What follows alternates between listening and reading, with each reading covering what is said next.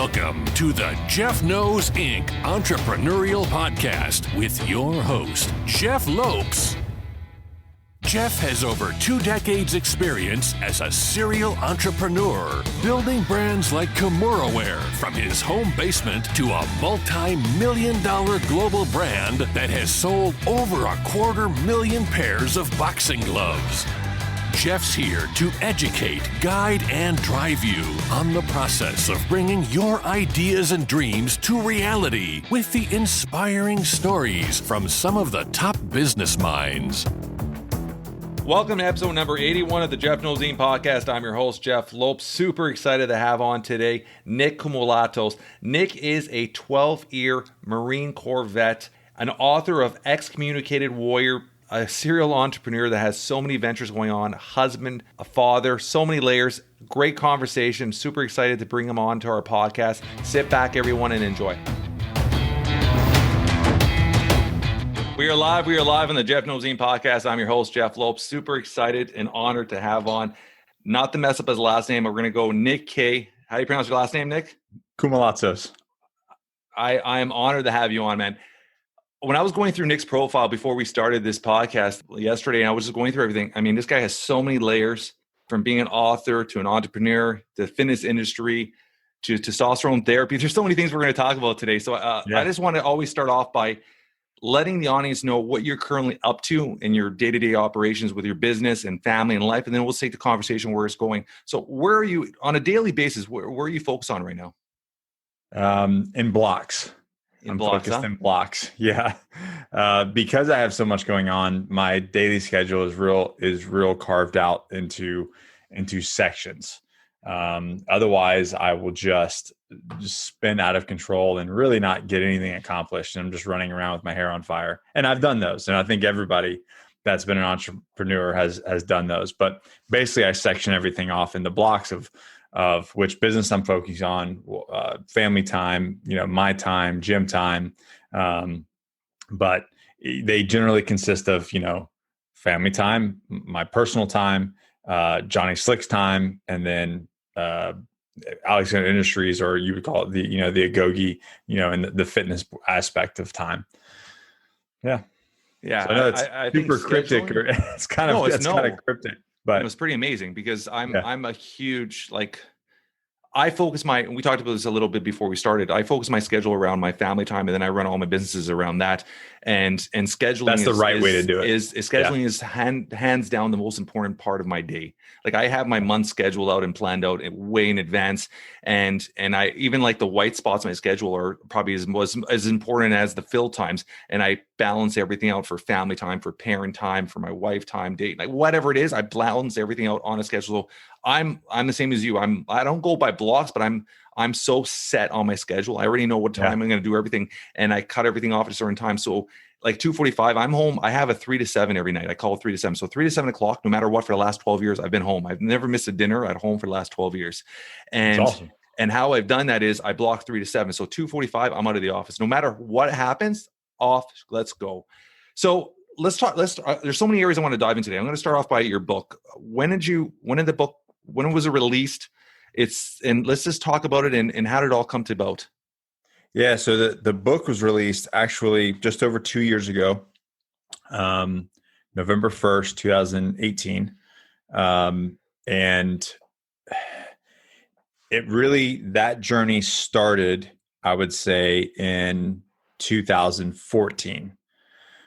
Me learning what the aspects of the 7 stages of transition, and because I had to go through my personal journey. Yeah. So in 14, that journey started, and then in 18, the book was released. And it really started as me wanting to help the veteran community, identifying an issue with the military veterans that I thought had an issue with transitioning out. As I did things and as I traveled around the world speaking and doing different business things and engaging with the veteran community, but I was getting other people that were either wives or outside of the veteran community coming up to me and like following me on social media and listening to the message and going, I'm not a veteran, but everything you you described really spoke to me, and I felt like I was listening to my own story. And we're talking about women, individuals that divorce. We're talking about professional sports athletes.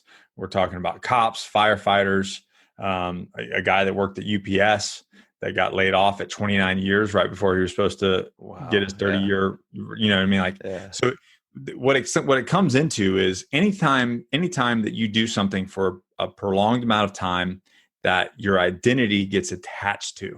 Yeah. Right. So anytime we have a job that we either on purpose or just kind of because of life, our identity gets attached to what we do, that becomes a dangerous thing. And when that thing gets ripped away from you, because it's not part of your identity, it's what you do. It's not who you are.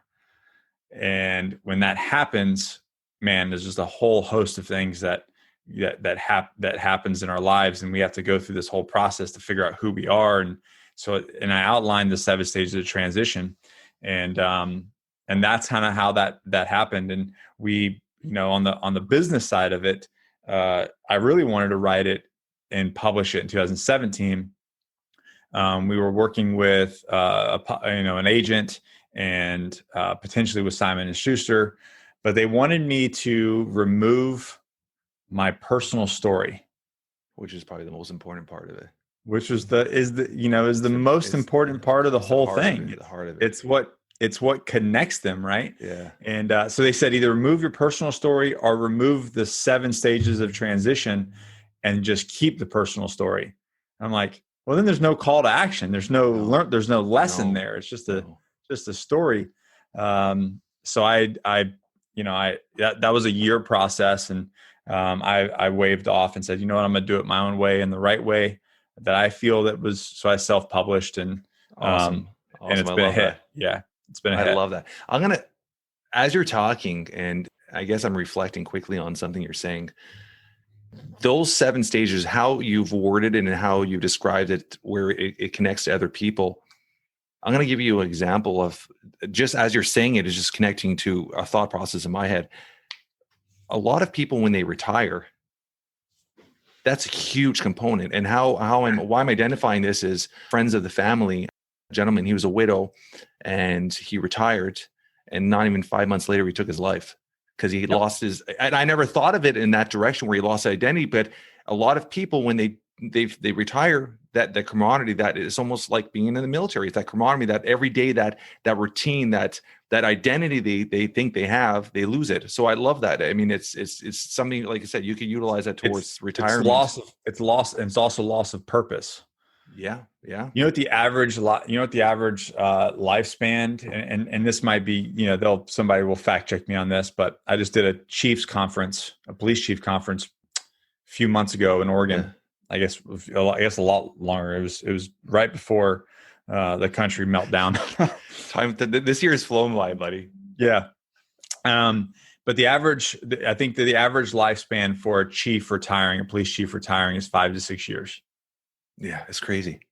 And that's ridiculous. And it's either from suicide or substance abuse or just giving up. There's a lot, I'm sure a lot of careers, a lot of people that are, like I said, like the factory workers, something that had a very steady routine job that they based their life around. Same thing. It's the same thing for the military as well. Like people that stay 20, 30 years in the military, when they get out, they typically not a long lifespan afterwards, either from suicide or from, something else.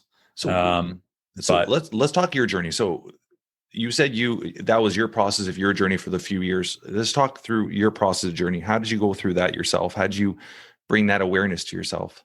So I was I self-forced. I was very, very blessed in a way that I got the opportunity to start a nonprofit with a project under Gallant Few. It's where the Raider Project originally originated from, a guy named Carl Munger. And I was helping some of my friends from the unit that I was with. I'd gotten out. I'd been out for a year. They were all starting to get out. They all kind of got out about a year after me. And they were all kind of coming to me and being like, hey, you've done really well. And for all intents and purposes, on the business contracting networking side, I had done very well. I was making well into 6 figures. I got out, I made $1,000 my first year out. So I was like, I was on cloud nine, right? Like for an enlisted Marine, granted we made good money in special operations, but to make that kind of money outside right out the gate, I felt like I was doing really well on that front. What I was not looking at is the human being side of things, that's what I had not caught up to me yet. Yeah. The personal growth and the personal development. I was just looking at logistical, make a bunch of money, be able to pay your bills, be able to take care of your family, period. That's all that matters. Very technical. Yeah, exactly. Yeah.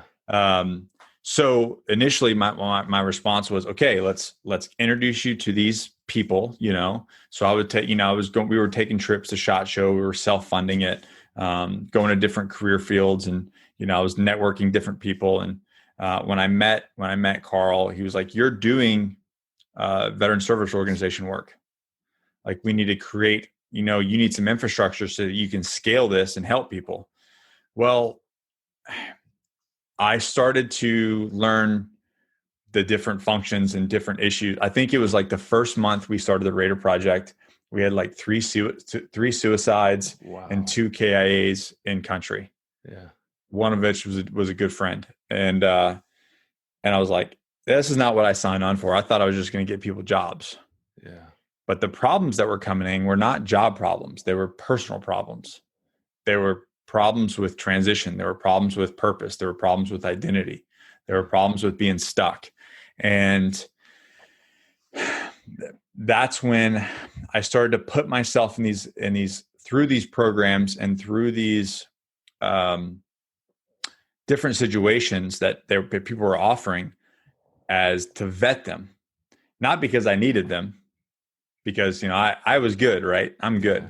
Yeah. So not because I needed them, but I didn't want to send one of my guys on our behalf saying, we're going to send you here, and it comes out as like snake oil, right? Yeah. So I was going to put myself through these things as a vetting process. Well, what happened was it identified a lot of issues in myself that I actually needed to work on. So by going through these situations as a vet, trying to vet them, it actually identified a ton of issues within myself. I'll give you an example.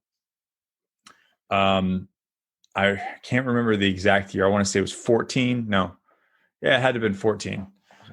Summer of 14, I went to the Soft Care Coalition conference, and I saw a video of a Marine Raider that went to a brain clinic. And I was like, holy cow, I haven't seen that guy in years. Had no idea that he was struggling with all these different things.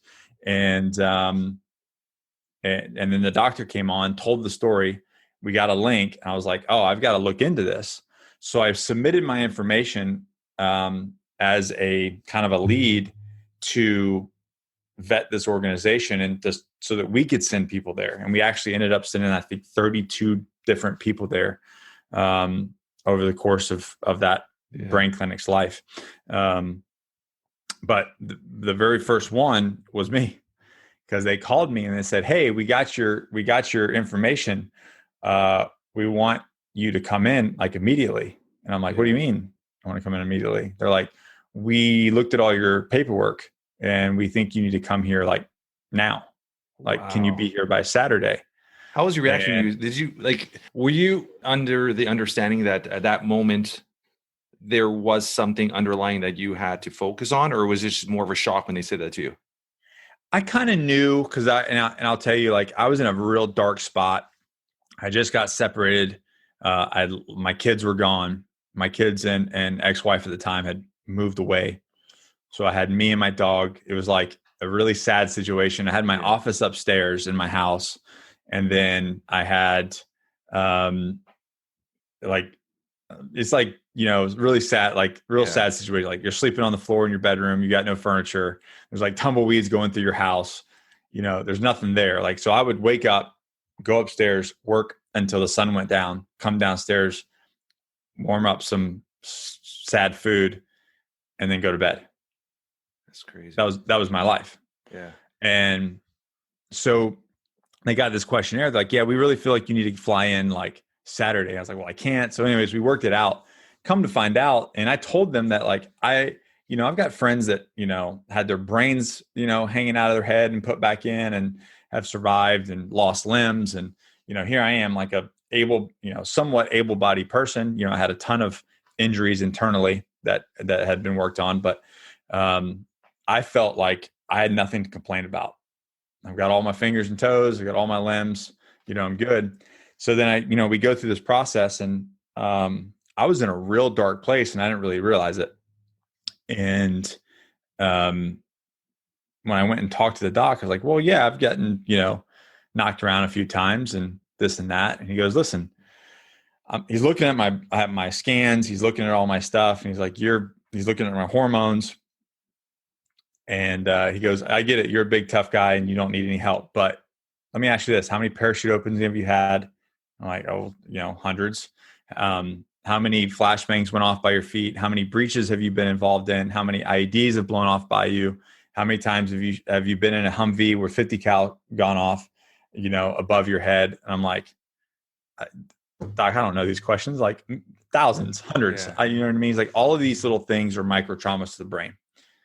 And over a period of time, of your 12 years, this causes, reoccurring traumatic brain injuries. Yeah, of course. This is the reason why your pituitary gland is like shot. Your endocrine system is shot. Your luteinizing hormone is zero. Your FSH is zero. He's like, that is a sure sign that your endocrine system is not functioning properly.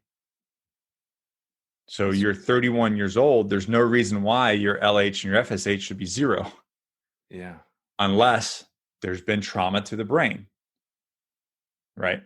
So, it's things like that I put myself out there and was willing to be open for others, not for myself, for others, that led me the opportunity to fix myself rather quickly. It was about a 3-year process. Plus my current wife now was a huge, any positive significant other in your life is going to be, and not that it wasn't challenging for her, me going through this, but any positive significant other in your life can be support staff. Everybody needs the support staff, but it's an exponential growth. When you have that, it's 100%. You have exponential growth that much faster. Yeah. Vice versa. And I write this in the book. If you've got the wrong person in your life, yeah, it's going to take you that much longer. Yeah, but you could take that towards anything, whether it's being an alcoholic, no matter what it is in your life. Everything. Negative 100%. The business, your business partner. 100%. Yep, absolutely.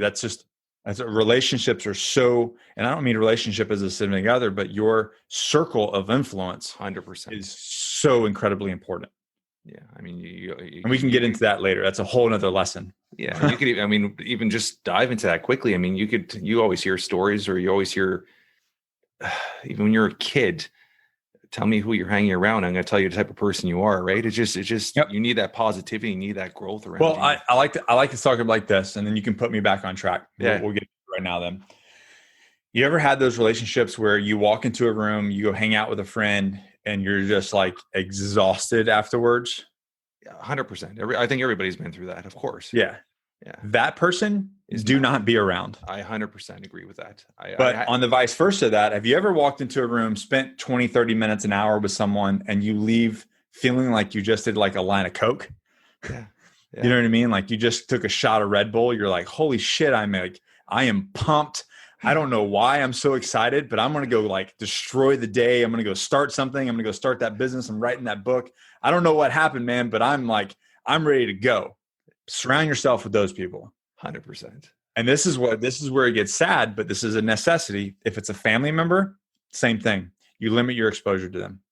Yeah, I 100% create boundaries. You create boundaries and you limit your exposure to them. And it's nothing personal. It's about you. It's not about them. That's their own thing. If they're negative and they're like a drowning cesspool of just toxicity, like they need to deal with that. And you be honest with them. But like that's something they have to deal with. You can't allow other people, regardless of who they are, to pull you down into their sand pit.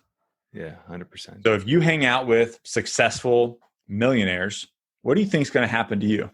No, it's just. I mean, you hear it all the time, and it's something I think a lot of entrepreneurs come to a realization very quickly is you surround yourself with people you want to be, or people at least that are in your same level, so you could grow together. It's just common. I mean, it doesn't matter where it is, right? You're always, if you're an athlete, you're not going to be. I mean, I'll throw it towards fighting. If you get a tremendously gifted athlete, but he's the best guy in the gym every single day, when he gets to an actual cage to fight, he's going to get his ass given to him because he's never been pushed or pulled. Yeah. And that happens with a lot of athletes. I mean, I don't know if you know, are into MMA or anything like that. You get a guy like Brock Lesnar that was a complete beast, but he was always the biggest, toughest guy in his gym because he didn't want to be pushed.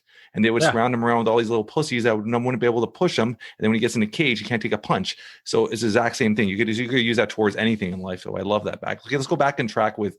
So at that point, you started taking care of yourself. You started coming to realization that this is where I am.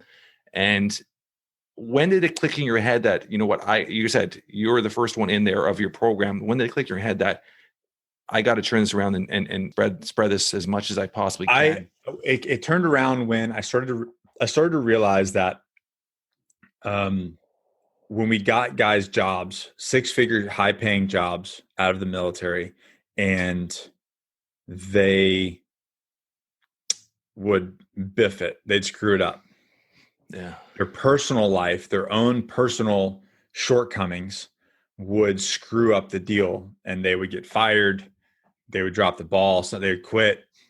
You know, substance abuse would kick in and ruin it. They would get divorced, lose everything. And that happened so many times that it started to realize that, oh, okay, let me, and I love this. And this is the reason why it's like, it suited me so well in the business world as well, because they all tie in, all these things tie in. Yeah. I realized that if the person was not healthy and whole themselves, then they were never going to be successful on the outside of that. Yeah, I love that. The job, the money, all that stuff, just literally, if I could take a person and make them healthy, whole, and stable, and give them some personal development and growth, get them, this is where and through this process is where I kind of coined the phrase, own your shit. Yeah. And I have a mug. I have a coffee mug that has own your shit. So if you're right-handed, because I just did it because I'm right-handed, I put own your shit on the inside. So you have to look at it. I love that. I love that. You know what I mean? You're selling these? Yeah. Oh, yeah. Yeah. I love it. Yeah. But so it's not outward facing, it's inward facing. Yeah, you know? So and that's really where it came to, was I started to see, if I take a guy and I make him healthy and whole and stable, and I give him some personal growth and development, and he owns his shit and he works on himself, and we get that person healthy, both physically, mentally, and spiritually. Yeah. The jobs and all the logistical and the tactical stuff, it all just comes together naturally. Yeah. Like they get the job, you know, because they believe in themselves, they got self-confidence, they have purpose again. Yeah. Like they're stable, they're healthy, they're going to bed, they're waking up, they're training, they're doing all the right things, right? Yeah. Everything just kind of falls into place. Yeah. But when we did it the other way around, it was catastrophe every single time. Yeah. No, it's like I said, everything you're saying, we can reverse it to anything you do in life, right? Mm-hmm. If you don't have that balance, that stability, that self-awareness, that purpose, nothing else matters, because you'll focus on something for a day or two or a week or two, and then you'll just lose that drive, that energy, whether it's whatever it is, right? So the same thing happened to me. I was focusing on the tactical stuff, you know, the logistical things, making money, the job, all that kind of stuff, trying to figure out that, when it wasn't really happening for me. As soon as I worked on myself, got myself right, owned my own shit, and this is a daily process. Don't think that I'm, you know, like this is not something that happens overnight and you're good forever. No, this is reps in a gym. It's continuous work. You know, it's continuous work. So once I understood that, and I said, okay, I need to come first. Let's get myself healthy. Yeah. You know, stop drinking, you know, get my body composition back under control, because that was something that slipped when I got out, for a lot of different reasons. But let's get healthy there. Let's get physically fit. Let's work on the inflammation in my joints. Let's get healthy. You know, it's my spine, my hips, everything that's wrong. Let's focus on me first. Yeah. And as soon as I did that, and I did the holistic approach to health, and I focused on that, and I got better. Everything else kind of came into place. Everything became clear. Yeah. The direction came clear. The focus became, I was focused. I knew exactly what direction I needed to take. I could see almost like the flow of the river at that point. So instead of, paddling upstream or, paddling into the bank, I was like, I know exactly which way to go. That's going to be the best for me. And I did. And it obviously the results speak for themselves. Let's get into Nick, the entrepreneur. So there's so many things you're working on right now. Let's talk about the fitness aspect of it. Yeah. What do you do with the fitness aspect? Are you running a training facility? Are you where do you work with the whole fitness aspect, just helping other individuals? So this actually, this all started, and this is a good lesson for any entrepreneur. I did not sell my first product for almost 3 or 4 years. Now I had my first tactical business, and that I call that a failure. But I didn't really sell a physical product for almost 4 years as I was building an audience. Worked for other people. We took contract jobs. We did all these other different things, and I was building an audience. That audience, and I was just basically giving away free information. Content. Okay? Free information. And I started to get upwards of almost 100 DMs a day talking about prepping for the military, prepping for recruit training or boot camp, prepping for special operations or going into reconnaissance, which is what I was. And I got with one of my best friends, a teammate of mine that we were on a team together at Marine Special Operations Command. And I said, hey man, I'm getting this question over, and let's work together. Let's develop, we worked with the NSCA and TSAC. I'm sure you're familiar with, I mean, I feel like they're like the gold standard of strength conditioning, right? Yeah. So that's who we wanted to really follow. That's who we wanted to get our information from. So, and again, we were using them for our own purposes because we wanted to get better. Yeah. So we went together in 2000, 3 years ago. We wrote our first training manual. It was a 12-week training guide for recruit training. Awesome. And that, unbeknownst to me, that was really the birth of our fitness and training company, our coaching company. And so then we did a recon one, then we did a MARSOC one, and then we did some female ones, and then we started into different programs and different protocols, and it just gave birth. And then I did a thing called Surviving the Cut. One of my partners is Bear Performance Nutrition. I work with them and have worked with them for I think almost 4 years now. Okay, it's a supplement company. Yeah. Okay, the veteran-owned supplement company. Yeah. I mean, they're just blowing up. I mean, the guy is. I should get him on here for you. I'll do an intro. The guy is amazing, and he's just an amazing visionary, and the way he works and the way he puts his team together and communicates is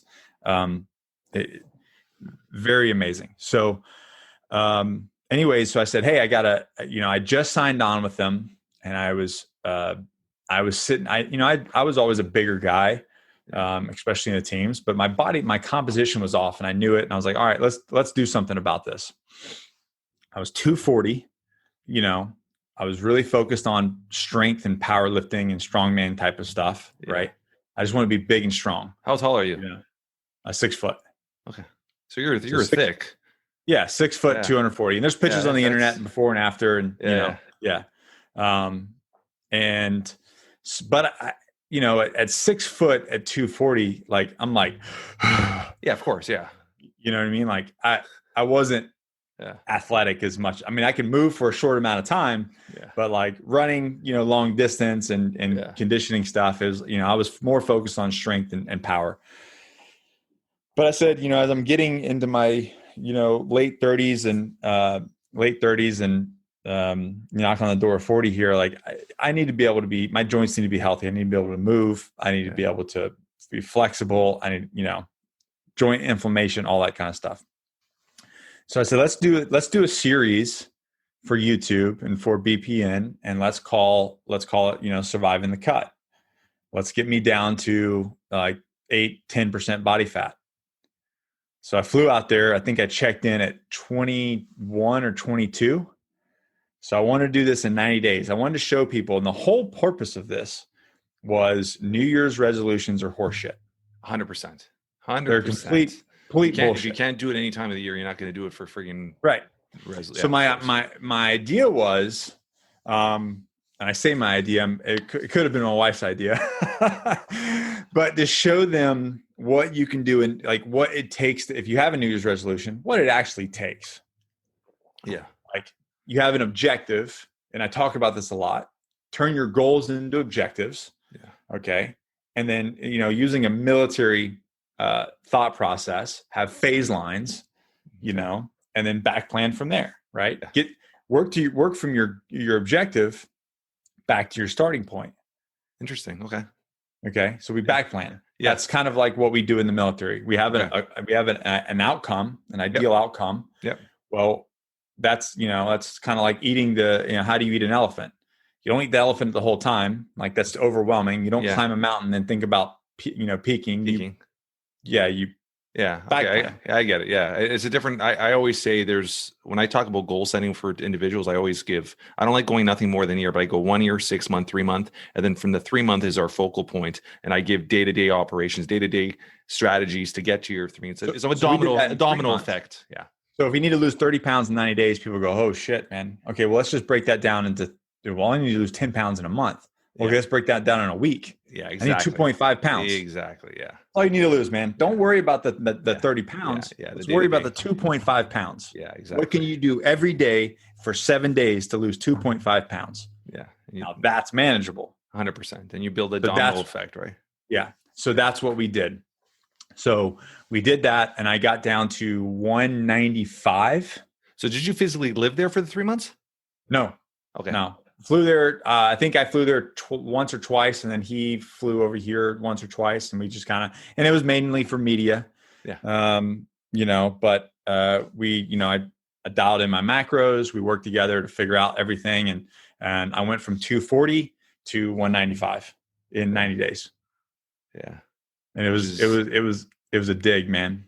Of course it's a dig. And as you get older, and how old are you right now? Or how old were you when this happened? How many years ago was this? 35, maybe. You're still okay. I mean, once I'm 43, and I don't know what it is. I don't know if it's a psychological. Once you hit 40, like I'm 6'2", 195. I'm pretty active, but once you hit 40, it feels like it was like overnight. My joints, just everything, just like I don't recover the same way. I'm working out with my kids, and I'm like sore the next day. So I think because of the military, that sped the process up, because I got that way in my early 30s. Yeah. My early 30s, body. My joint pain started, inflammation, joint pain. And there was everything was caught up to me is what it was. And it happens to a lot of people in my job field. Metabolism crashed, hormones crashed, all this different stuff happened.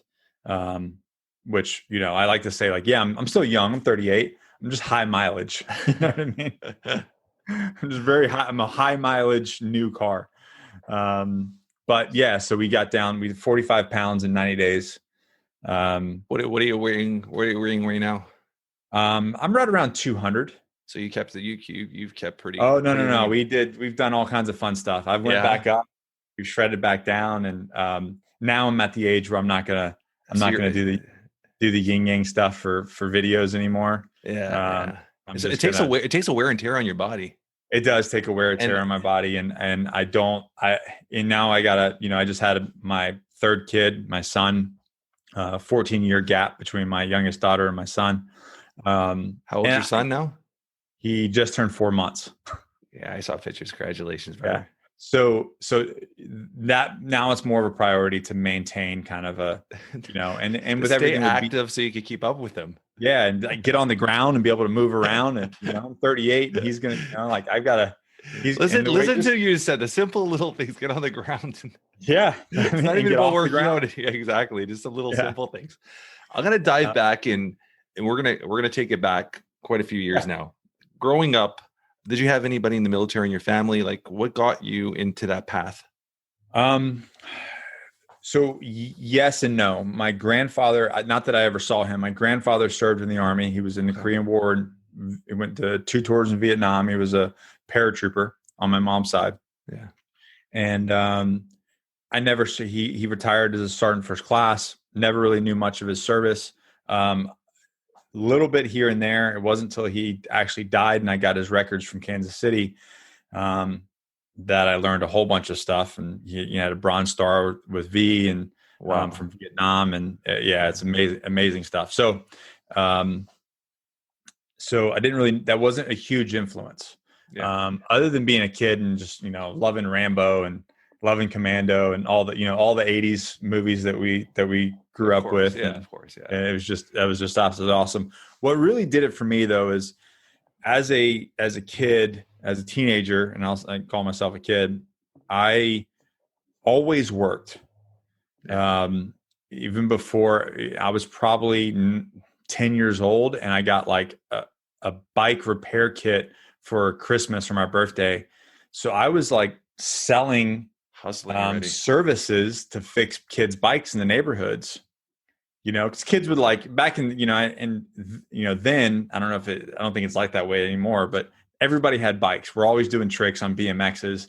So we're constantly bending rims and stuff. So I had like a spoke repair kit that I could straighten rims out and all kind of tighten chains and all kinds of stuff, fix the ball bearings and the axles. And so I was selling services, making money that way. And then also taking junk bike parts and building bikes to sell. I'm going to ring back something you're going to say right now. And now that you can look back in my mid 30s to early 40s, I was able to actually sit back and recognize as a kid, I did a lot of, like, I started my first company at 17, but I was even at 13, 14, like hustling, always trying to make a buck somewhere. Yep. And that entrepreneurial juice, a lot of people have that conversation all the time is, are you born an entrepreneur? Are you not born an entrepreneur? That story leads to who you are now. I don't care what anybody says. You were born a hustler. And that drives you every day. I only realized it actually very recently. That's what I'm saying. I realized it in my late 30s. I was like, what? This has always been my fabric. Yeah, I've always been up to something. Yeah, it's crazy, huh? Even in the middle. So, anyways, then I got my first job. I think it was 11, working for my mom. My mom had a business, and I started washing dishes for her, and she paid me. And then we lied about my age, and got I think at 11 too, somewhere around there. I got a job busting tables and washing dishes at All American Diner in Panama City Beach. So if you get every year, I get my Social Security statement back. You get that thing in the mail. Yeah. Of how much and what years and how much you paid. And if you do the math, you're like, wait a minute, you shouldn't even have been paying Social Security at this year, but I was. So I've always worked. So when I finished the 10th grade, I graduated the 10th grade in high school. I got 2 different jobs. I was AV tech at Bay Point Marriott, and I was a bellman there as well. And man, I was making like 16 years old, had my own car. I'm making buku cash. This is all the tips, right? I think I was making $15 an hour. This is in the 90s. Which is a lot of money. $15 an hour in the 90s, setting up projectors and audio equipment for conference centers. Which is crazy because minimum wage back then was probably $5-6. Yeah. Yeah. That's crazy. And so I'm making $15 an hour back then, setting up, and I was just technically savvy. Yeah. So like setting up projector and microphones and lighting and all that kind of stuff just came super natural to me. It was like nothing.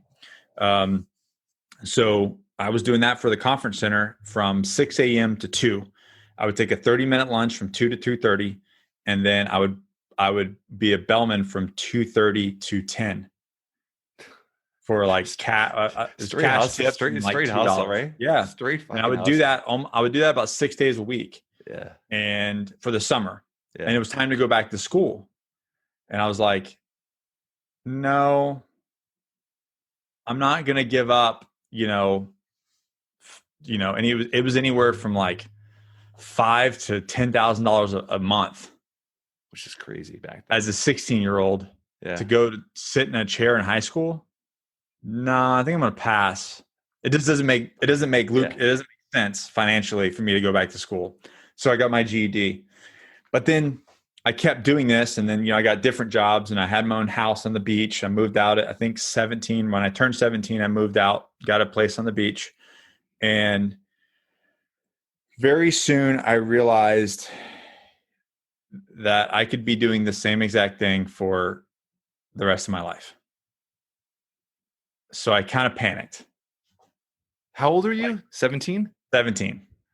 That's pretty crazy. You had such an awareness at that age already. Yeah, I just saw this, like, you saw this. Not this, that it's like, yeah, no, I get 100% what you're saying. And I was like, oh man. So I had this like internal panic, like I could be doing the same shit in the same area for the rest of my life. Yeah. And I was like, no, screw it. I'm burning the ship and we're doing something else. So I did. I burned the ship. I ended up moving in with my grandmother. I went to go look at the military, and there's a very cool video on my YouTube channel called Who I Am. So if you look up Who I Am, Nick Koumalatsos, a very cool video I put together. It's very quickly, it's like 3 minutes, my life story in 3 minutes. But they told me no. They said, and this is something we haven't got into, you're a convicted felon. We're going to talk about that. Yeah, you're a convicted felon. You did drugs. You've been in a gang. You've got a GED. Like, there's no way you're getting in the military, kid. And this is in the 90s, right? It's before war. Clinton's in office. So it's like, not a chance, bro. Yeah. Not a chance. That was the worst thing they could have told me was no, that I can't do something. No, you can't. You can't do this. Okay, fucker, let me show you. So it took me almost 2 years. So I nuked my life, gave up everything that I had, gave up all the money, ended up going like part-time at a movie theater, and then going to school. I had to go to college. So I did a full semester in college because I had to negate the GED. Yeah. I had, my scores weren't good enough. So I had to study and get my scores up. I was never a great student. Now I just finished my master's in August in business. Congratulations on that. So, yeah. With a damn near 4.0, ironically enough. Yeah. And, so I went to school, moved in with my grandmother, got over 100 letters of recommendation, got waivers for everything, had to go to MEPS like 4 times, had to take the ASVAB like 3 times. But I got my shot. I finally broke the door down, and he just kept telling me no. And I just kept showing up and what do I need to do next? What do I need to do to do that? What do I need to do to get rid of this? And I just, wouldn't take no for an answer. They probably everything you're saying, Nick, is just it's if you look at any true entrepreneur, doesn't matter, even entrepreneur, top athletes in the world, anybody, to get to a certain level is that clues of success, right? Just if you look back and look at everything, your fabric or what you're built from, just by you saying, fuck it, I'm not, no's not an exception. Obviously you did something different than I did military. I went a different route, but that was my mindset. Like I'd rather be squeegeeing cars on the street than working for somebody. I've always said that since I was a kid. Right. So it's just that mindset. And that's okay. Keep your story going. I just want to say that's amazing. It's just tenacity. Amazing. You have to have it in anything in life. You have to have tenacity and not that you won't get down. You won't feel defeated sometimes. Of course. I did, but it's the ultimate decision. Do you quit or do you keep going? You're going to have the low points. And I did. Yeah. So, and again, talking about low points. So I finally got my shot after almost 2 years. I was 18, almost turning 19. And, I got my shot to join the Marine Corps. And then on day 7, I broke my wrist. Oh, yeah. Yeah. Wow. And I got dropped to a medical rehabilitation platoon for 2 months. And they were talking about kicking me out. Wow. And I just said no. I just said no and healed up for 2 months. And then they did a test. She's like, okay. She's like, I know it's not all the way healed. I'm like, yeah, it is.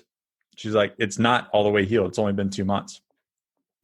And she's like, the bone in there is so small. It gets very little bone supply. It's going to have problems. It's not going to be all the way healed. She's like, I know it hurts. She goes, do push-ups for me. So I did push-ups. She goes, does it hurt? I said, no, it feels great. It hurts so bad. But I was like, nah, it's good. She's like, looked at me and like, okay, kid, sure. So they released me and I ended up going through and ended up, I ended up becoming number one in the company. Half of that was because, I'd been there so long. So I had like a leg up on everybody. Right. Yeah. But I took that opportunity to get smarter than everyone there, to learn as much as I could, to give myself an advantage. Yeah. Because I had a disadvantage, right? And I got this thing is all wrapped up in a cast. I had a disadvantage. So how can I make so one of the greatest things that Derek Weeda, another veteran who lost his leg, he gets shot in his leg and he ended up losing it. I follow him. Yeah. He's got an incredible story. So he says something, to guys that, that have injuries and things like, stop focusing on the 150 things that you can't do and focus on the 50 that you can. Yeah. 100%. You can use that once. There's another terminology that means another metaphor you use towards anything in life, right? Yeah. Just focus on what you can do, not what you stop focus on all this bullshit. Yeah. Focus on the few things that you can do and do them really well. Yeah. So when I got hurt, that's what I did. I was like, okay, I'm going to focus on what I can do. And it served me and it got me to become the number one person in the company. A lot of people didn't like that, but just in life, right? Like when you're successful, of course, people aren't going to like that. But I did. And that really kicked off my military career into the direction that it did. And you served for 12 years. 12 years. Right? Yep. Yeah. 12 years. When you had 5 stints overseas? Five straight deployments. Yeah. 5 straight deployments. Wow. Okay.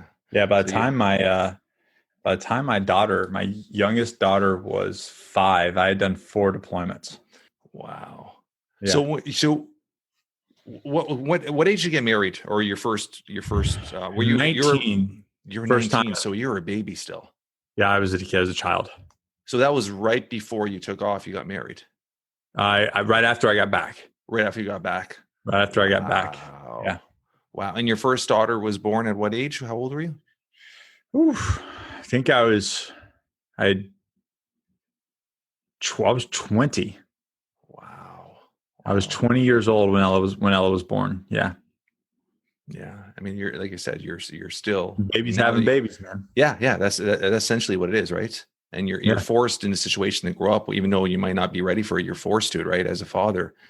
So you have 3 children now. So what's the age gap? You said 14. What's the middle one?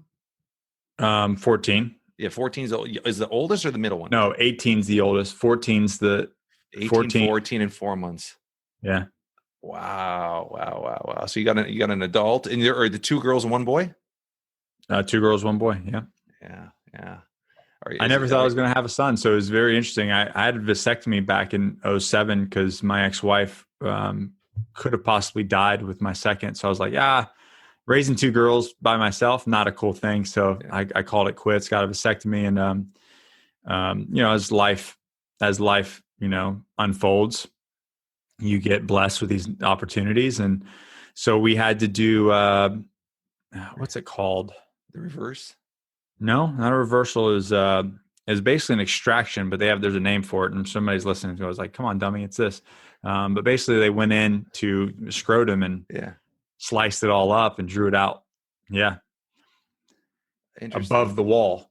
They got all the sperm and then came out. There's a funny video on YouTube about it. Of, my wife filmed me high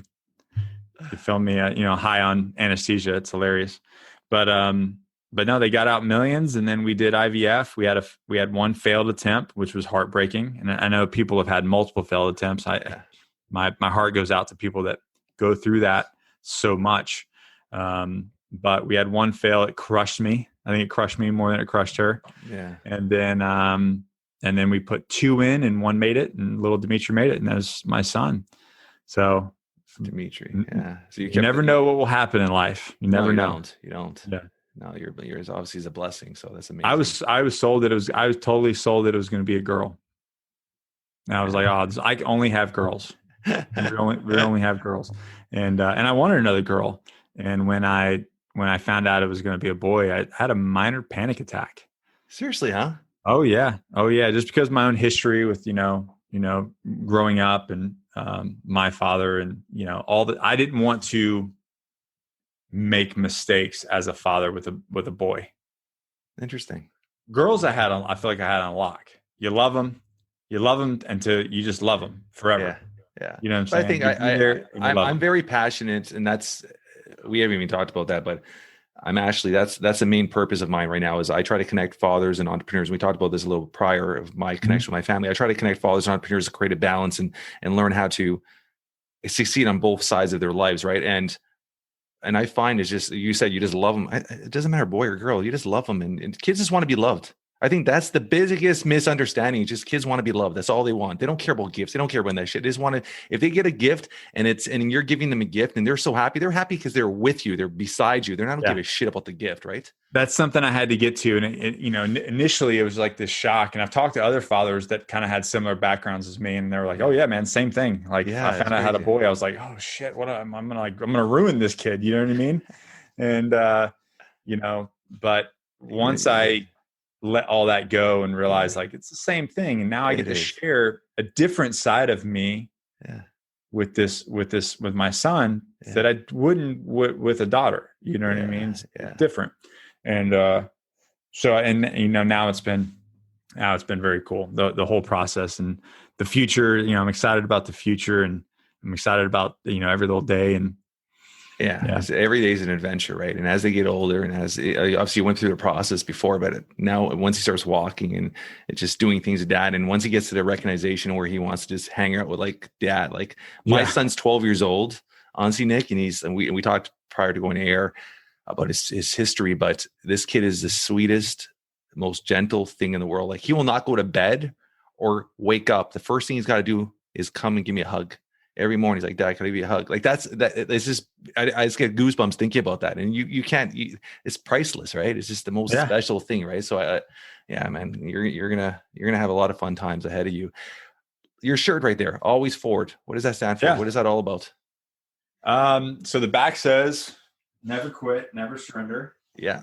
And then and then always forward. And the kind of that is that never quit mentality. And regardless of what goes on in life, you just keep moving forward. I love that. I actually, at the end of my podcast, I always say I do an end section to all the podcasts. And I've said from day one, we're on a pre-recorded 78, 79 podcasts. I always say, keep moving forward. That's something I always say. And it's something I've said for years. Like you just, no matter what happens in life, there's always going to be a brighter day. The sun's going to come up the next day. You just got to keep moving forward. Right. So I love that. So I saw bad stuff happens. People die. You lose money. You lose business. And so what? Keep moving forward. Always keep moving forward. You fall down, you pick yourself up, you move forward. I love that. But if you continue to do that day in and day out, you have that consistency of just moving forward and not letting things hold you back. And one of the things that I talk about in the audiobook, so in the audiobook of Excommunicated Warrior, in between the chapters, I do kind of like a podcast interviews with several people, other influential people, veterans and special operations guys, and just amazing piece of content. One of the ones Kirk Weiser was talking about is like, you get in this area and then you get stuck there. And then people will build a tent there. They'll build a tent and live in this area of their life, and they'll never move forward out of it. Yeah, they'll be stuck in this. They'll build a tent in this place for whatever reason, and that's where they stay. Yeah. So that's why that whole thing moving forward is like, don't build a tent in your misery. Don't live there. Move past it and move forward. There's a few things I want to talk about. Testosterone therapy. What's your relation with that, and what's that all about? Because that's something that's very relevant to athletes nowadays and stuff like that. So it's something that a lot of gentlemen my age are talking about, discussing. It's a lot of open conversation about nowadays, a lot more than it ever was in the past. So what's doing my part to help that? Yeah. So that was part of the journey with the book and my own personal journey. I was a wreck. I was depressed. My weight was, not that I was like I had gained a bunch of weight, but I'd gotten soft and putting weight around the waist that I'd never had before. And, and I felt all these different things. And a friend of mine was like, man, have you ever had your hormones checked? He's like, 'cause all these symptoms, just not sleeping, this, the weight gain around the waist, all this random stuff. He goes, have you ever had your hormones checked? So I did. I went and got my blood tested, and my testosterone was like a 190 in my early 30s. For anybody that knows anything about that, like, that's like the testosterone level of a 72-year-old man. That's so not on HRT. If I'm mistaken, so a good number would be the 400 to 500.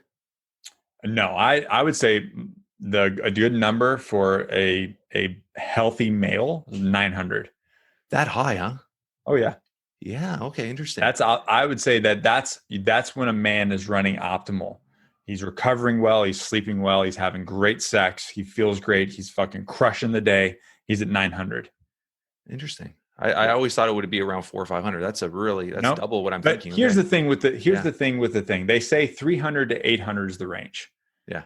That means absolutely jack and shit. No, there's such a big difference there. Because you might feel like crap at 500, and I might feel like a king at 500.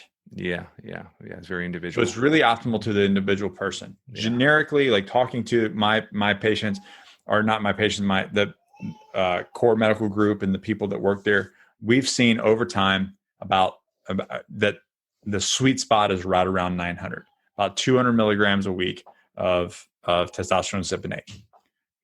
Very, very cool. And you've been focused on this and been doing this for how long now? 14 I started. So 14 really helped everything. It helped my brain. Yeah. And then I ended up coming off of it to have the baby. So I had to come off of it so that I would reproduce everything, which was absolute disaster. I was going to say, yeah. So how long were you off it for? 8 months.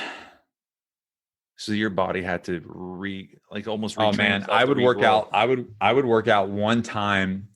Now granted, my workouts might be a little more intense than a normal person, but I would work out one time and I'd be sore for 3 weeks. Wow. Yeah. Wow. And, so anyways, that was, so did your numbers obviously it did work because obviously your little one's here, but how were you testing yourself on a weekly basis to see how your levels were changing? Like, did your diet have to, like, when you got off it, because that's a big peak, right? I mean, it's not overnight shit, right? That's just like months before it starts. I'll tell you this, Jeff, I did not do it the right way. You didn't weave off, huh?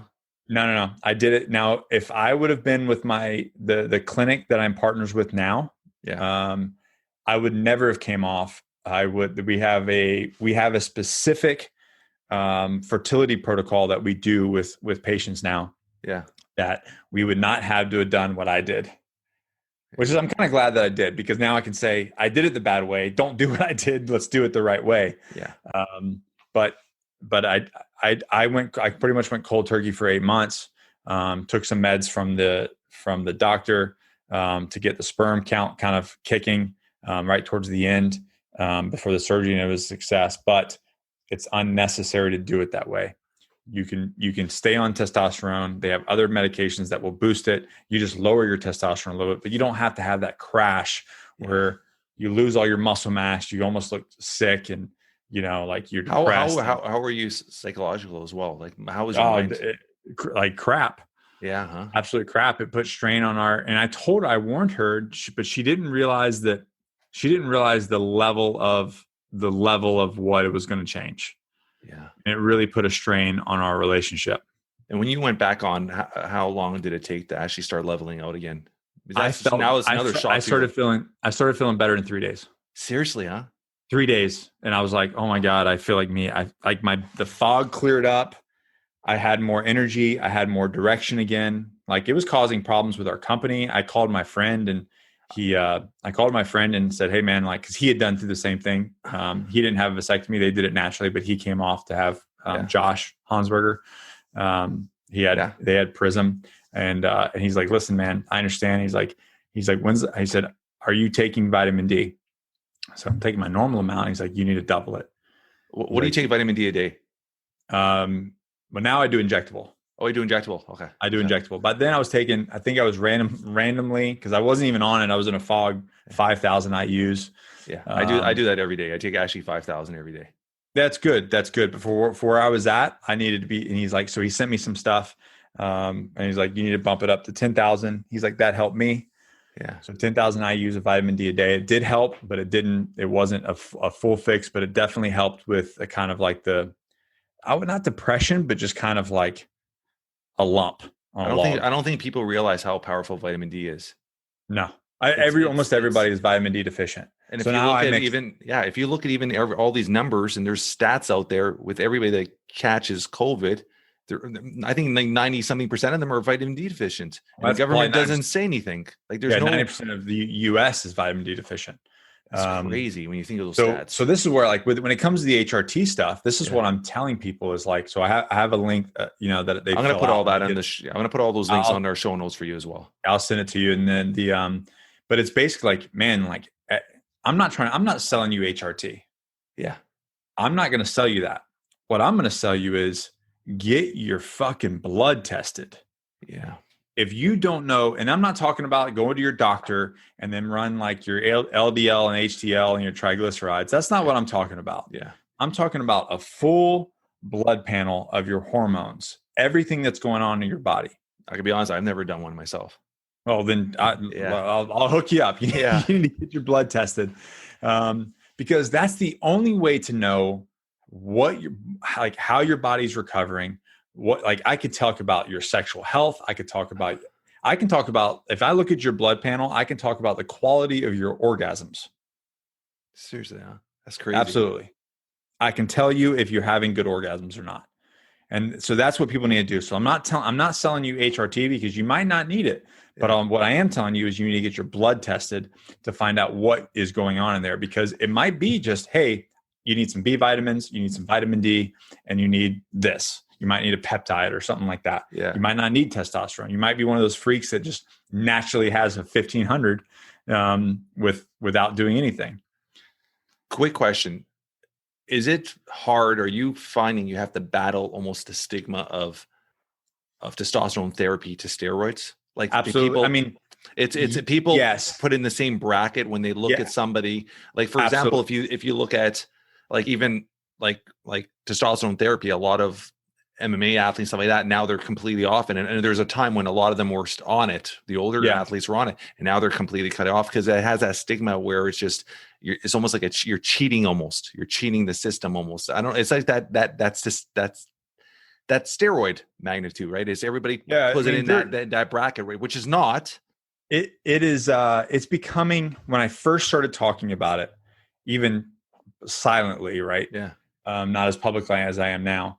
It was very much so like a stigma attached to it. Now you're getting like the onesies and twosies that are just really against it. Yeah. That are just, like, oh, you're just juicing. This is the reason why that, whatever. And I'm like, dude, I'm not a bodybuilder. I'm not like, no, that's what people have done. Like, I don't. And then people are like, like, for instance, Nick Bear, they're like, Nick Bear's on steroids. And I'm like, actually, no, he's not. He's in his 20s. He's clean as can be. He's never taken that stuff. But just so you know, and I took one of the videos I did, I took a picture of him just jacked and lean. I was like, he's on nothing. And then I took a picture of me at 240 at 22% body fat. And I said, I'm on steroids. If you want to call it steroids, like, this is HRT, this is not. So like, it really comes down to, just because you're taking testosterone doesn't mean you're going to be ripped and jacked and look like, look like a wrestler, It comes down to diet, man. Yeah. Diet is 70-80% of anything is diet, right? Yeah. Like 100%. If you're eating like shit on HRT, you're still going to look like shit. I'm going to send you a picture when we're done. I'm going to throw it through.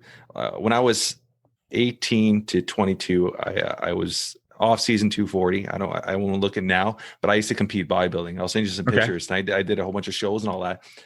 And in that meantime, there was a lot of guys I train with, and they were on supplements, and you would see the guys that were strict diets and the guys that were not on the same shit. And you look at them and you be like, that guy's on nothing. He's not taking nothing. And he was taking just as much, if not more. Just as the diet was a huge part of it. And people don't realize it, right? Right. he had his diet dialed in, so he looked good. 100%. Yeah. So that's really what it comes down to. And now it's becoming such, I think that so much of the talking about symptoms, right? Yeah. When you get away from talking about the results of HRT, you start talking about the symptoms of what men have. Yeah. All right. We talk about we open the door to sexual dysfunction. Yeah.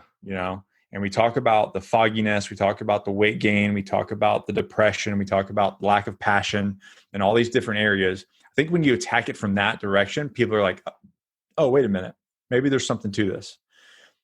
So I think talking about it from that direction has really changed the conversation.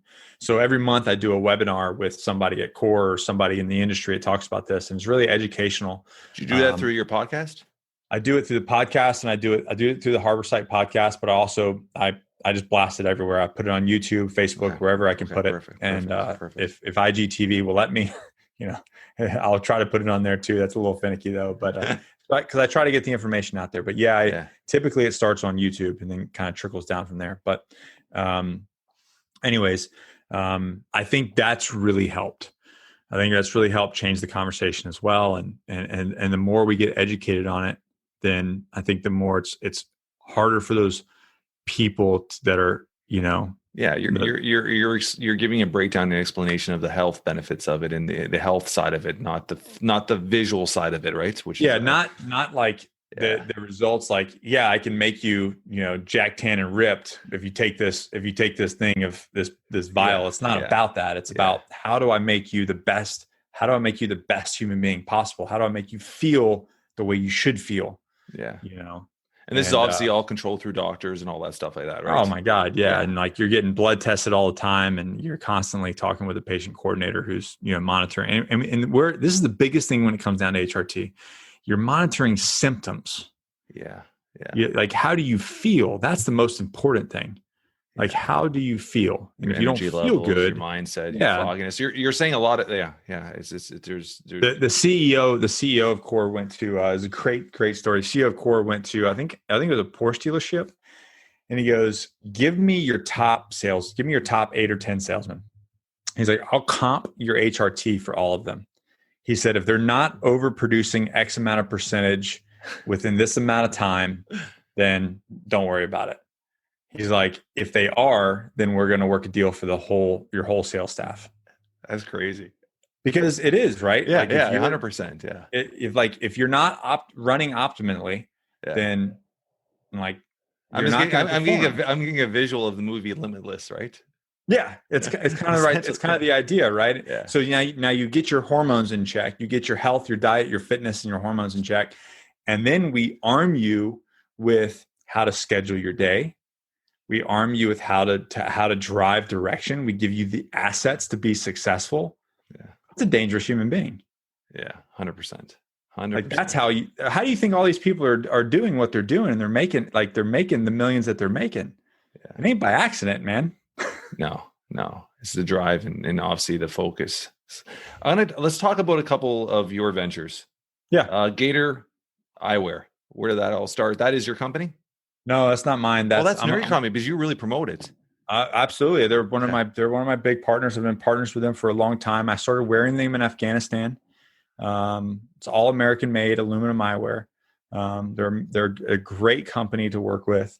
And I wore them in Afghanistan. I started wholesaling their glasses when I got out and I started my first business. And they went through a bankruptcy, believe it or not. And I stuck through them through the dark ages. The original owner company bought it back. Oh, wow. Okay. So it kind of came full circle. Yeah. But yeah, they've been great to work with. So no, that's just, I have 3 main partners, Core Medical Group, Bear Performance Nutrition, and Gators Eyewear is my 3 kind of sponsored partners. What about the grooming company? I saw something about a grooming company. We own that. That's ours. You do that. Okay. Let's talk about that then. When did that all start? And obviously the beard has something to do with it. Let's dive into that. Yeah. So a guy named John Rushai reached out to me. And he reached out to me for 6 months straight. And one of those things like, hey, dude, I'm in the area. I want to share some of my stuff. I'm like, yeah, sure, kid. I think he was like 23 at the time. And he was making stuff in his kitchen. Seriously, huh? Oh, how long Yeah. ago So was I this? blew, huh? How long ago was this? This was in 2018, I think. So Yeah. the kid was hustling his ass off. Yeah. No, 2017, Yeah. 2017. Yeah. Yeah. Cause March will be 3 years for us. Yeah. So he was trying, man. He was trying. He had, there's a great video, like the Johnny Slick story is a great video. He calls it, I was a no for structure. Cause I asked him, well, anyway, so he reached out to me like 17 times on Instagram. Finally, I responded one time and he came by and dropped some stuff. We were right in the middle of that 90-day vlog series where I was going to lose 45 pounds, open my own coffee company. And I forgot the third thing. There was 3 things that I was going to do. I can't remember, but anyways, so he reached out to me, he dropped some stuff off. And within 3 weeks, I told my wife, I was like, I'm going to partner with this guy and we're going to make this a company. He had no website. He could not ship. He had no payment wall. He had no funnel. He had no anything, no marketing, nothing. And But obviously he obviously had a good product. He had a great product, but he was losing money on the product because he was basically making it and then driving like around 3 to 8 hours to deliver 5 products, like 5 pomades. He's spending more money on gas than profit. Yeah, it was and once I heard this, I was just horrified that this was the process. I was like, absolutely, you're never doing this again. And anyways, so really took him on as almost, I took a portion of the company. We partnered. We launched the website March 7th. We were in the 6-figure range first year. Yeah. We 5x that the second year, and then hit 7 figures the third year. This year, which is amazing. Yeah. How many products do you guys have? Oh, geez, now? Yeah, 30 something. So you guys are a full out. Oh, we're a grooming company. Yeah. We're a grooming company. Oh, like even a grooming company to have 30 products. I mean, there's a lot. It's a lot of competition in that field. But most companies have 4 to 5 products. 30. See, there's a lot of competition, but I don't feel like there is for us because we're really one of the only truly organic grooming product companies. Yeah, that's pretty amazing. It's all real ingredients. And the guy is a just absolute ninja with making these products because how do you take real, or ingredients, organic ingredients, and create a with no, chemicals, no emulsifiers, no preservatives, nothing, and then make it, completely natural. And are you guys in the retail or just all online right now? No, direct to consumer. We do have some wholesale accounts that you can get if you're in random places throughout the world. Yeah. For instance, we have there's a barbershop in Belize that carries a large portion of our products. But yeah, I mean, we've changed the game. That company we landed on Forbes this year. I just got a notification that we're in Tech Times this morning. Yahoo Business, I think, or Yahoo Finance, one of those. So it's wild. Yeah, it's crazy from just an idea and just you being open. Like there's a big thing you always see that video of Gary Vee when he talks about Airbnb. They kept calling and calling for months and months and months. Yeah. I don't know if you see that story, and he refused to take their call. So it's just it's persistence. Pick up the phone. No, it's pick up the phone. I mean, just listen to people. You never know. What's the worst you're going to say? No. What's the worst you're going to say? No. Like, did you? I'm sure just by then that can turn up in your house. Would you be able to magnify 3 years later where you guys would be? I mean, I knew. So as soon as I tried the product, I was like, "This is $1 million product, and I need to do something about it." I saw so much. We saw so much possibility within himself. Yeah, which is amazing. Like, this is a guy to invest in. Yeah, and it's ironically, I don't know if you do the what's the personality test, disc profile. Yeah. So over the past 3 years, we made him take a disc profile. It's something I learned from my wife, which really helped us with manning and all this kind of stuff. But we made him take a disc profile then, and we made it take him recently, and it's changed. That's crazy. It's his actual working personality has changed. from more of like a influencer to more direct. I think he was like an IC or ISC or something like that. And now he's a DIC, which is like, we now has called him a dick. I'm like, now Johnny turned into a dick, but he's really turned into like a CEO, almost like a CEO. Yeah. I was gonna say that's what CEO is, right? It's much more business oriented. Yeah. Much more focused on his schedule. He's the same as managing a 7-figure business. He's going to school for internet marketing. Like same as I did, like managing two 6-figure and 7-figure businesses, going to my undergrad and my master's while having a kid, but again, time blocks. Exactly. What the whole podcast started with today is where we kind of full circle here. Yeah. So the grooming business, you have partnerships with other companies. Is there any other businesses you're currently doing right now? Oh, the big one. Yeah. Let me take a quick break. I'm gonna pee and then we'll talk about it. Let's go. All right. We're back. So we're on a hour 20, man. I love this. All right. So this, we kind of talked about it earlier on, was we did the surviving the cut thing. Yeah. Well, the next year I said, you know what? I did surviving the cut. I'm going to give the other people the opportunity to do what I did. Yeah. So we created this little group and I got with my partner and we did surviving the cut for 35 people. Oh, you did? Okay. Very cool. So it was like a 3-month thing for 35 people. And this is all documented like for video and stuff as well? Oh yeah. And awesome. and it was all online. It was like online coaching for 35 people. They can do what I did. Yeah. And I want to say it was like, I don't know what I charged. It wasn't maybe $50 a month or something like that. Yeah. It was a total test, testing the market. Yeah. Yep. And we ran one, took a break, ran another one. I think we ran 2 that year in 18. And then in 19, we ran 1 every quarter. And then in this year, we went full online, opened online coaching. And ironically enough, so I had a gym.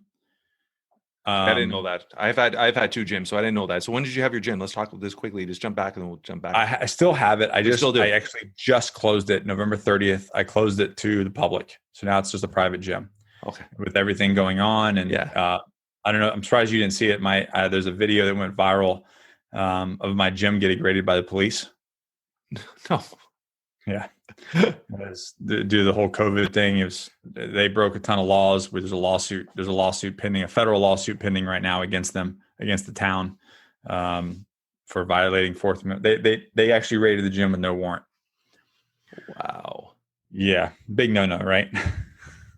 Wow. I feel like who was it? So this is during I guess during the lockdown. Yeah. Yeah. Which I did close. I closed March 25th. We're going through that right now, Nick, and it's so stressful seeing where, like we talked before we went on air, my main company is called Koumalatsos, where I manufacture boxing martial art equipment. So my business is all wholesale. So I build the things at my factory. We sell them strictly wholesale to all the gyms. And martial art gyms, they're all mama papa gyms. And that's what we deal with. We deal with 1,800 gyms right across North America, and seeing them just in my area alone we're from Toronto, Canada. So just our area in Toronto, Canada, 48 gyms have closed through this whole shit. Horrible. That's people's livelihood. That's 100%. That's the 100%. They're 100%, but they're saying, hey, you can't be at a gym where it's sanitized and clean and people are taking care of everything, and you're promoting health and fitness, which is don't get sick. But you can wait in line, and you can wait in line and through behind 100 people at Costco. It's fucking crazy. Or get on a plane. Yeah. Sit right next to it. There's zero data. I don't understand the war against training and health right now. It makes no sense to me. It doesn't. I don't. There's an agenda. I can't figure it out. It just boggles my mind. I can't understand it. So I apologize about that. So go. So because of the, and because the government has everybody scared to go to a gym, membership we had a 50% loss in revenue. Yeah. We maintained as long as we could. I kept everybody on staff, kept everybody paid. And it just, I got with one of my business coaches and he said, shut the gym down. Yeah. Reverse, go back to March when the shutdown happened. We launched the online training platform. So it's just like perfect timing for that. Ironically enough, the same month we launched the Agogi training, the Agogi. Yeah. We made more than the gym makes. Oh, 100%. Everybody was trying to get a substitution online, right? Yeah. It was like the perfect time. Yeah. So, and that we ran that since March, and that's ongoing, and it's booming. And so we've taken all the fitness. It's a membership base. Yes. Okay. The coaching it's more, and we're going to get into it. It's more than just physical fitness and nutrition. Yeah. It's evolving into much more. Yeah. So we've taken all of our training platforms, right? All of our PDFs and everything we sold online, and we've kind of brought that under the house of the Agoge, and now, and then the training, and then the coaching aspect. But the coaching aspect has really evolved into kind of everything we talked about in the beginning. So we have the 4 pillars of the Agoge is fitness, discipline, belief, and tribe. Okay. All right. So we start with fitness, right? Yeah. We start with getting somebody physically, mentally, and spiritually fit, Yeah. The pillars. And it starts with the food that you put in your mouth and the exercise you do with your body. Yeah. And any entrepreneur, if you're a successful entrepreneur, I wrote this years ago when I was struggling. I wrote the 6 habits of successful people. Not knowing about Stephen Covey's book, The 7 Habits. They're like, did you just rip off 7 Habits? Like, what is 7 Habits? I didn't even know about it. But his is more thinking and different things like that. These are like physical things, like wake up early, train your body, eat healthy, and I was struggling with this. So I was like, well, how are all these people successful? What do they do? What's their routines that they do? And I saw a common trend between different CEOs, different people in the entertainment industry. They all had this kind of similar trend. So I wrote a short article about it. Well, that's kind of led into the Agoge as well, is getting people physically fit first. Yeah. Getting them lean, getting the fat off their body. It's getting the waste, and it's really just shedding waste. Yeah. Shedding waste on your body, shedding waste in your life. Yeah. So that you can optimally perform in all areas of life. So then the next one is discipline, like instilling discipline. Motivation is bullshit. Yeah. It truly is. Oh, I agree with you 100%. It's completely fleeting. Yeah. Motivation kind of comes and goes. 100%. And if we're constantly basing our success or the way we're going to execute things off motivation, we're never going to get there. No. Like, I'm not always motivated to wake up at 4:30 in the morning. Sometimes I don't want to wake up at 4:30 in the morning, but I do. So why? Because it's a routine that serves me.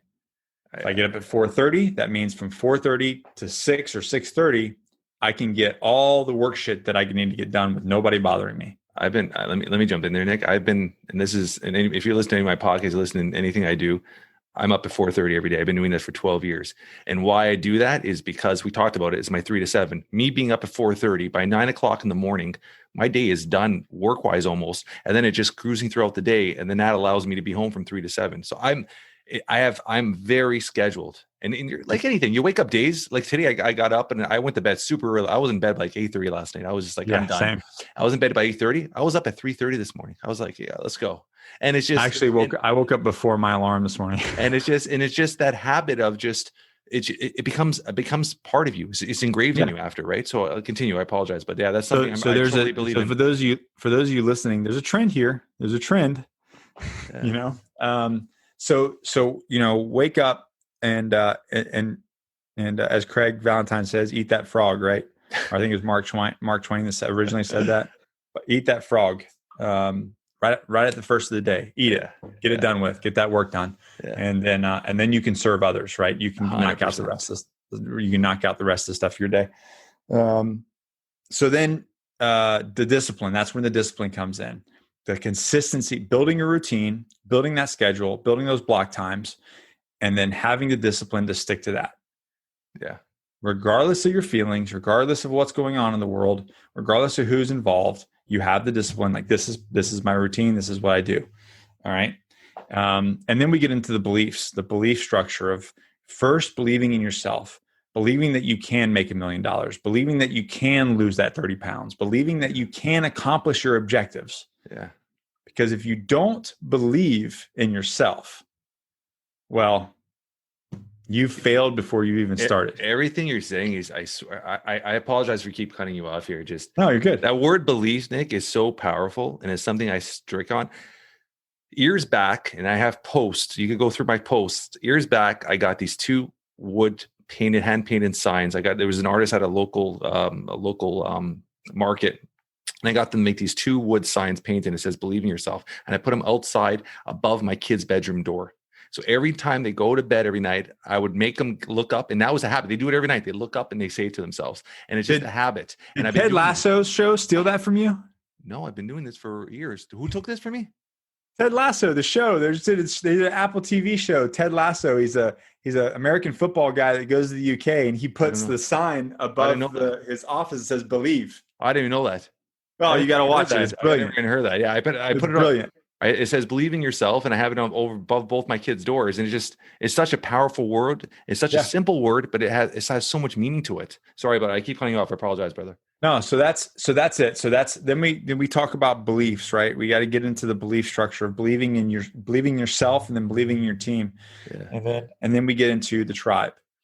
Why are we fit? Why do we have discipline? Why do we believe? So that we can take care of our tribe.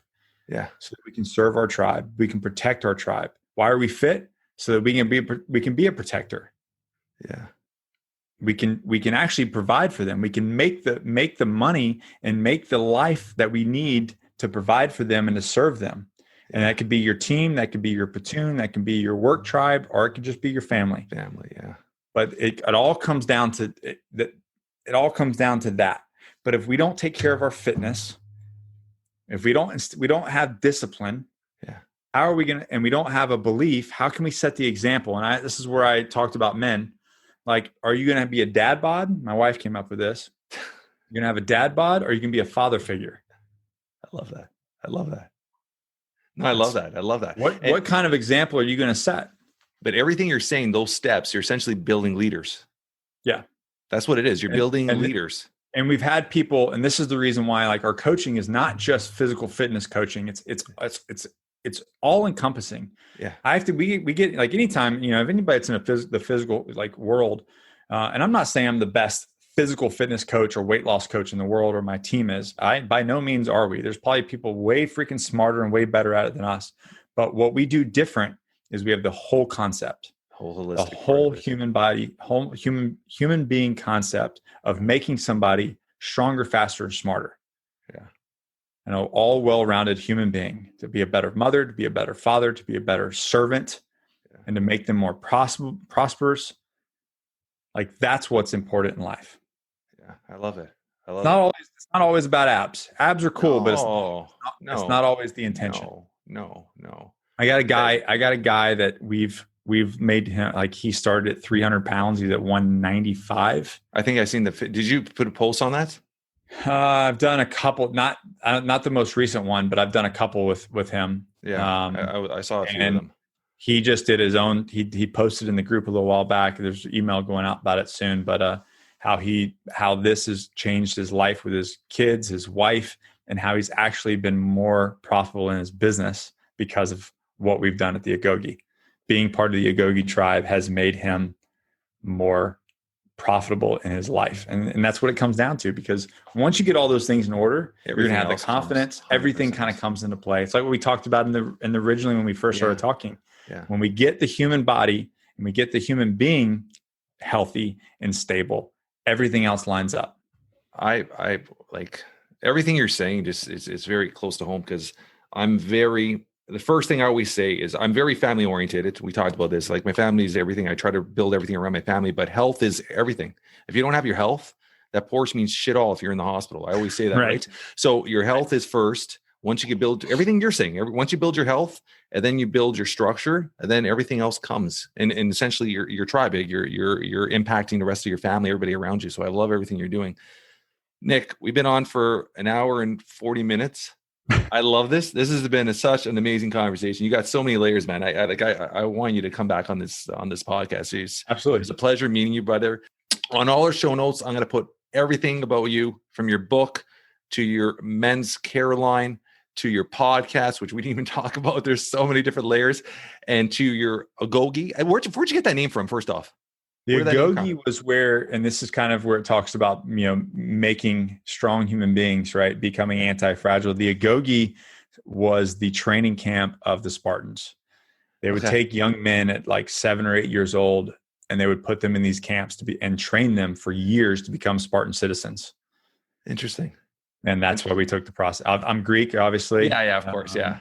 So like I have a strong relationship, but it's that process of becoming anti-fragile, becoming protectors, becoming providers. Love that. At an elite level, right? Yeah. Like we're not doing this we're not going to half-ass this.